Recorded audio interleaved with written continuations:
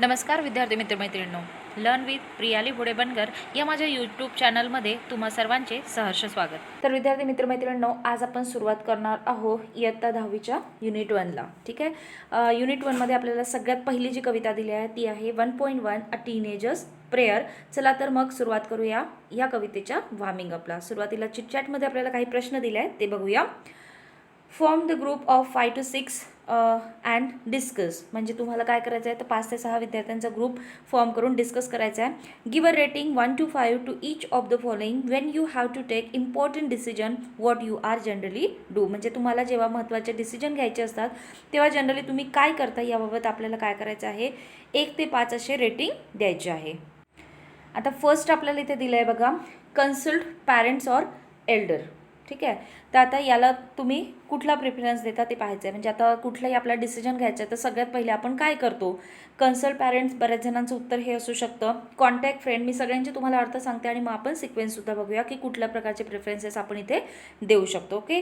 Second आहे contact friend for advice. आपण मित्रांना जो आहे संपर्क, मित्रमैत्रिणींना संपर्क करतो काही सल्ला मागण्यासाठी. नेक्स्ट प्रे टू गॉड फॉर गायडन्स. म्हणजे देवाला प्रार्थना करतो मार्गदर्शन करण्यासाठी. Think deeply in silence. म्हणजे आपण शांततेत काय करतो, गूढ असा विचार करतो. Ask your teacher for help. शिक्षकांना मदतीसाठी विचारतो. Toss a coin to decide. म्हणजे काय करतो तर आपण तुम्ही जे आहे कॉइन जो आहे तो टॉस करत असाल, हेड ऑर टेल जे आहे, आणि मग आपण असं डिसाईड करून सुद्धा बरेच जण असं करत असेल. तर हे आपल्याला इथे ऑप्शन दिलं आहे. तर याचं थोडक्यात बघूया की कुठले आपण प्रेफरन्सेस देऊ शकतो. तर बऱ्याचदा बघा, एखादी जर आपल्याला डिसिजन घ्यायचा असेल तर एक गोष्ट आपण सगळ्यात पहिले करू शकतो, थिंक डीपली इन सायलेन्स. ठीक आहे. बरेच जण ही गोष्ट करू शकतात. आता जर असं वाटलं की स्वतः कडून हा जो मुद्दा आहे किंवा हा डिसिजन आहे हा मी घेऊ शकत नाही, तर मग आपण पॅरेंट्सला कन्सल्ट करू शकतो जे आपले वडीलधारे आहेत. ठीक आहे. आता जर आपल्याला असं वाटलं की नाही, ही गोष्ट मी पॅरेंट्ससोबत नाही बोलू शकत, तर आपण टीचर्सकडनं ती हेल्प घेऊ शकतो. ओके. आता असं वाटलं की एखादी डिसिजन असतो जो आपण आपल्या आईवडिलांसोबत किंवा टीचरसोबत डिस्कस नाही करू शकत आणि आपल्याला असं वाटतं की आपले समवयीन जे मित्रमैत्रिणी आहेत तेच आपल्याला मार्गदर्शन करू शकतात, तर मग आपण त्यांच्याशी सुद्धा काय करू शकतो, डिस्कस करू शकतो. ठीक आहे. आता बघा, आपण इथे 4 जे ऑप्शन आहेत तिथे टिक केलं. आता उरलेले जे 2 ऑप्शन आहेत ते थोडंसं इलॉजिकल आहे. That is pray to God for guidance. म्हणजे देवाला प्रार्थना करणे की देवा मला मार्गदर्शन कर की मी कुठला डिसिजन घेऊ, किंवा toss a coin to decide. हे थोडेसे इलॉजिकल असे आपल्याला इथे ऑप्शन दिलेले आहे. जनरली आपण ते फॉलो करत नाही. बट तुमच्या वयाचे जे विद्यार्थी आहेत, असं होऊ शकतं की तुम्हाला आईवडिलांशी बोलणे, टीचर्सशी बोलणे किंवा मित्रांसोबत शेअर करणे कधी कधी अवघडल्यासारखं वाटू शकतं. आणि मग अशा वेळेस तुम्ही हे 2 ऑप्शन जे आहे ते प्रिपेअर करू शकता. That is pray to God for guidance and toss a coin to decide. ठीक आहे. इथे वाचताना ते इलॉजिकल जरी वाटत असेल तरी तुमच्या प्रॅक्टिकल लाईफमध्ये तुम्हाला हे 2 ऑप्शन अतिशय सोपे किंवा महत्त्वाचे किंवा यूज टू असे वाटत असेल. ठीक आहे. तर ॲज पर युअर चॉईस जे आहे, तुम्ही इथले जे हे मी माझे ओपिनियन इथे सांगितलेले आहे, माझ्यानुसार इथे ऑप्शन दिलेलं आहे. तुम्ही तुमच्या चॉईसनुसार सुद्धा काय करू शकता, इथे ऑप्शन देऊ शकता. चला तर वळूया आपल्या पुढल्या प्रश्नाकडे. आपला सेकंड क्वेश्चन आहे बघा. In poetry very often there are lines in which the poet seems to talk directly to an absent person, an abstract idea or thing or object. ठीक आहे. आता तुम्ही बघितलं असेल की बरेचदा कवितेमध्ये कवी जे आहे ते अशा व्यक्तीसोबत कवितेत ॲड्रेस करून बोलत असतात जे तिथे प्रेझेंट नाही, ॲबसेंट पर्सन किंवा ऑब्स्ट्रॅक्ट आयडिया. ठीक आहे. म्हणजे जे आपल्याला दिसू शकत नाही, ज्याला आपण टच करू शकत नाही, अशा ज्या काही आयडिया असतात ज्या आपल्याला दिसत नाहीत त्यांच्याशी, किंवा थिंक ऑर ऑब्जेक्ट म्हणजे वस्तू किंवा एखादी जी ऑब्जेक्ट असते त्याच्याशी बोलत असतात. ओके. तर बघा, such a tactic or device used by the poet is a figure of speech apostrophe. आता अशा प्रकारे जर कवी वापर करत असेल, एखाद्या ॲबसेंट पर्सनला उद्देशून वगैरे जर बोलत असेल किंवा आयडिया किंवा वस्तूला उद्देशून बोलत असेल, तर अशा वेळेस फिगर ऑफ स्पीच जो असतो त्याचं नाव आहे बघा ॲपॉस्ट्रोफी. ठीक आहे. आता हा जो शब्द ॲपॉस्ट्रोफी तुम्हाला आपलं जे पंक्च्युएशन मार्क आहे त्याच्याशी सिमिलर वर्ड वाटत असेल तर ते पण सुद्धा आपण जो कन्फ्युजन आहे ते सुद्धा आपण पुढे दूर करूया. पण सगळ्यात पहिले आपण जाणून घेऊया की ॲपॉस्ट्रोफी म्हणजे नेमकं काय. तर त्यासाठी आपल्याला काही ते एक्झाम्पलसुद्धा दिलं आहे बघा. Twinkle twinkle little star. ठीक आहे. तर आता या ओळीमध्ये कवी जो आहे तो कोणाला उद्देशून बोलत आहे, तर लिटिल स्टारला. ट्विंकल ट्विंकल लिटिल स्टार म्हणजे जे चांदणी आहे, ठीक आहे, त्याला उद्देशून बोलत आहे. नेक्स्ट, डेथ वेअर दाई साईन वाय दाय वेअर दाई स्टिंग. आता इथे डेथ जी आहे ऑब्स्ट्रॅक्ट आयडिया आहे, कोणाला दिसून शकत नाही किंवा आपण असं म्हणू शकत नाही की ही डेथ आहे, ही दरवाजात उभी आहे, याला मी टच करू शकतो.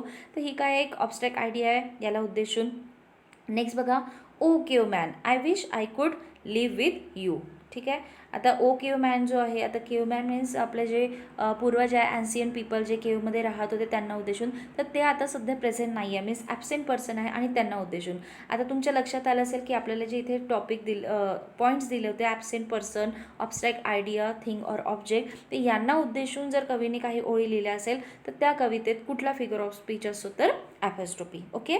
तर बघा, आता ॲपॉस्ट्रोफीविषयी मी तुम्हाला सांगितलं होतं की काही पंक्च्युएशन मार्क्ससुद्धा असतात आणि पंक्च्युएशन मार्कला सुद्धा ॲपॉस्ट्रोफी म्हटलं जातं. तर आपण एक जवळचं जे उदाहरण आहे ते घेऊया, युज्ड उदाहरण. तुम्ही आता तुमचं कवितेचं टायटल इथे बघू शकता, त्याच्यामध्ये अ टीनेजर्स हा शब्द वापरलेला आहे. टीनेजर हा एक शब्द आहे आणि त्याला आपण ॲपॉस्ट्रोफी एस जोडलेला आहे. ठीक आहे. तर याला सुद्धा ॲपॉस्ट्रोफी म्हटलं जातं, पण हा पंक्च्युएशन मार्कमधील ॲपॉस्ट्रोफी आहे आणि ज्याविषयी आता आपण शिकलेलं आहे ते ॲपॉस्ट्रोफी काय आहे, फिगर ऑफ स्पीच आहे.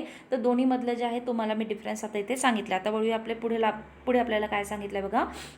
Now complete the following creating example of apostrophe of your on.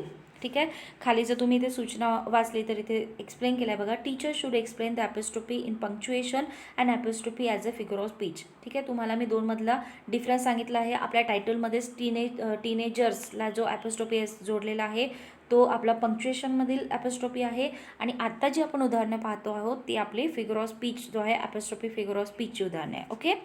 बघा आपल्याला पुढे काय दिलेलं आहे. Now complete the following creating example of apostrophe of your own. आता इथे काय सांगितलेलं आहे की तुम्हाला काय करायचे आहे, जे फॉलोइंग सेंटेन्सेस दिले आहेत ते कम्प्लीट करायचे आहे. आणि कसे, तर creating example of apostrophe of your own म्हणजे तुम्ही स्वतः ॲपॉस्ट्रोफीचे उदाहरण जे आहे ते तयार करत तुम्हाला हे वाक्य जे आहे ते पूर्ण करायचे आहे. ठीक आहे. थोडक्यात वाक्य काय ते पण जाणून घेऊया आणि मग आपण त्याच्या उत्तराकडे वळूया. ओ लाईफ हाऊ. ठीक आहे. आता इथे लाईफला उद्देशून आहे. डिअर गॉड प्लीज, इथे देवाला उद्देशून आहे. बुक्स यू आर, आता इथे पुस्तकांना उद्देशून आहे. एक्झाम आय विश म्हणजे परीक्षेला उद्देशून. ओ यू ब्युटिफुल स्काय, ते स्कायला उद्देशून. ठीक आहे. तर आता आपल्याला काय करायचं आहे, ही वाक्य जे आहे ही आपल्याला पूर्ण करायची आहेत. तर बघा या प्रश्नांची उत्तरे जे आहे की ही जी सेंटेन्स आहे आपण कशाप्रकारे कंप्लीट करू शकतो. O life how colourful you are म्हणजे तू किती रंगबिरंगी आहेस. Next, dear God please keep me humble and kind म्हणजे मला काय कर, नेहमी हंबल अँड काइंड ठेव. Books I wish my true friend म्हणजे पुस्तकं जे आहे ते माझे खरे मित्र आहे. Next, exam I wish you could be easier म्हणजे कदाचित म्हणजे तू सोपी असायला हवीस. नेक्स्ट बघा, O you beautiful sky send all your colours to earth म्हणजे तुझे जे सगळे रंग आहेत ते जमिनीवर पाठव. ठीक आहे. तर अशा प्रकारे आपण हे जे सेंटेन्स आहे इथे कंप्लीट केलं आहे. आता वळूया आपल्या कवितेत जे मार्जिन क्वेश्चन दिले आहे त्याची उत्तरे आपण जाणून घेऊया. See the first margin question. आता आपला पहिला मार्जिन क्वेश्चन इथे काय दिलं आहे बघा. What is the age group of the speaker in the poem. आता टीनेजर म्हणजे जवळपास 13 to 19 हा एज ग्रुप जो आहे त्याला आपण टीनेजर म्हणतो. बघा, the age group of the speaker in the poem is 30 to 19 years तुम्ही लिहू शकता किंवा 30 to 19 सुद्धा तुम्ही लिहू शकता. See the next, what decision does the speaker have to take म्हणजे आपला जो स्पीकर आहे, आपल्या कवितेत जो बोलणार आहे त्याला कुठले डिसिजन घ्यायचे आहे बघा. The speaker has to decide which road he will choose in life म्हणजे आयुष्यामध्ये त्याला कुठला रस्ता जो आहे तो निवडायचा आहे त्याबाबत त्याला डिसिजन घ्यायचे आहे. C the next question, what does each new day fetch म्हणजे प्रत्येक येणारा दिवस जो असतो तो काय ओढून घेऊन येतो बघा किंवा काय आणतो. Each new day fetches a new beginning म्हणजे प्रत्येक नवीन दिवस जो आहे तो एक नवीन सुरुवात आणत असतो. किंवा or according to the poet म्हणजे कवीच्या मते new beginning are brought by each new day म्हणजे नवीन सुरुवात जी आहे ती नवीन दिवसाद्वारे आणली जाते. Okay. Now see the next question, how should one react to temptation. Temptation म्हणजे एखादी आपल्याला जे आहे लालची आपण किंवा एखादी आपले मन पिघळणारी जी गोष्ट आहे, टेम्पटेशन आपण त्याला म्हणू शकतो बघा. आयुष्यात बरेचसे टेम्पटेशन येत राहतात, तर अशा टेम्पटेशनला आपण कशाप्रकारे रिॲक्ट करायला हवं बघा. One should resist temptation and control it. तर एखाद्याने काय करायला हवं, तर टेम्पटेशन जे आहे त्याला थांबवायला हवं, त्यापासून आपल्याला प्रतिकार करायला हवं आणि त्याच्यावर आपण संयम मिळवायला हवा. किंवा one should avoid doing anything bad. आणि टेम्पटेशनमध्ये येऊन आपण एखादी चुकीची गोष्ट करण्यापासून स्वतःला थांबवलं पाहिजे किंवा ते आपण दुर्लक्षित केलं पाहिजे, म्हणजे ती गोष्ट आपण अवॉइड करायला हवी. What effect does the speaker wish to see in himself at the end of his teens. आता टीन्स म्हणजे काय, तर टीनेज. ठीक आहे, आता टीनेज संपायच्या आत किंवा संपताना ॲट द एंड ऑफ म्हणजे जेव्हा त्याचं टीनेज संपेल तेव्हा कुठल्या प्रकारचे इफेक्ट जे आहे स्पीकरला स्वतःमध्ये किंवा कुठल्या प्रकारचे जे बदल आहेत ते स्वतःमध्ये हवे आहेत बघा. At the end of his teens at the end of his teens, the poet wishes to see his life well with God's guidance. He also wishes the company of the God. म्हणजे त्याला जे त्याचं आयुष्य आहे ते कसं पाहिजे, गॉडच्या वेल with God guidance म्हणजे देवाने त्याला योग्य असं मार्गदर्शन केलेलं त्याचं आयुष्य हवं आहे. He also wishes the company of God. आणि त्याला गॉडची कंपनीसुद्धा हवी आहे, म्हणजे देवाची कंपनीसुद्धा हवी आहे. नेक्स्ट बघा, in what condition does the poet wish to maintain his body. आता कुठल्या कंडिशनमध्ये त्याला त्याची बॉडी असायला हवी अशी तो विश करतोय बघा.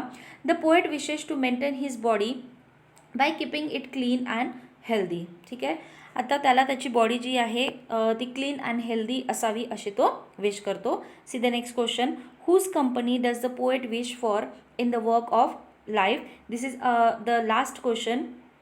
Okay, see whose company does the poet wish for in the work of life. In the work of life म्हणजे आयुष्यामध्ये त्याला कुणाची कंपनी हवी आहे. The poet wishes for the company of God म्हणजे देवाच्या कंपनीसाठी तो विश करतो आहे, इच्छा करतो आहे. In the work of life म्हणजे आयुष्यामध्ये त्याला देवाची कंपनी हवी आहे अशी तो विश करतो आहे. ठीक आहे, तर अशा प्रकारे आपण इथे जे कवितेमध्ये मार्जिन क्वेश्चन दिलेले होते त्याचीसुद्धा उत्तरे बघितले आहे. आणि आजचा व्हिडिओ जो आहे तो आपण इथे एंड करतो आहे. पुढील व्हिडिओमध्ये या कवितेचा वर्कशॉप आणि प्लस पोएम ॲप्रिसिएशन आपण बघणार आहोत. तर लवकरच भेटू आपल्या पुढील व्हिडिओमध्ये. या प्रश्नासंबंधी जर तुमच्या काही क्वेरीज असतील, काही प्रश्न असतील तर कमेंट बॉक्समध्ये नक्की कमेंट्स करा. व्हिडिओ आवडल्यास तुमच्या मित्रांना शेअर करा जेणेकरून या व्हिडिओचा उपयोग इतरही विद्यार्थ्यांना घेता येईल. आणि माझे जे अपकमिंग व्हिडिओज आहे, नेक्स्ट व्हिडिओज आहे त्याचे टाइमली नोटिफिकेशन मिळवण्यासाठी माझ्या चॅनलला सबस्क्राईब नक्की करा. थँक्यू.